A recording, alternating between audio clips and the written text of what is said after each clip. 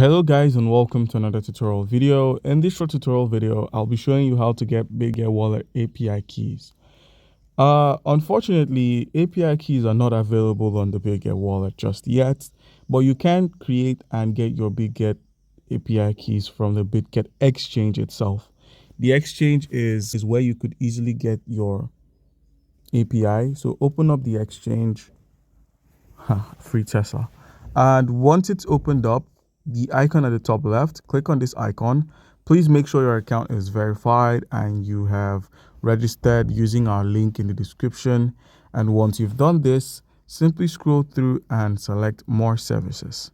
By selecting the more services option, all you need to do is scroll a bit down and you'd find API keys. So simply click on the API keys and you'd be taken to API key management.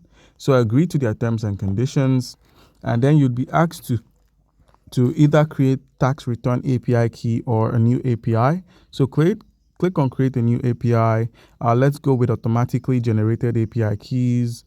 And now you're required to enter a name tag, a passphrase for your API tokens, a binding IP, permissions, and then there are some reminders. So once you've entered the purpose of the API keys, you could enter your bind IP address.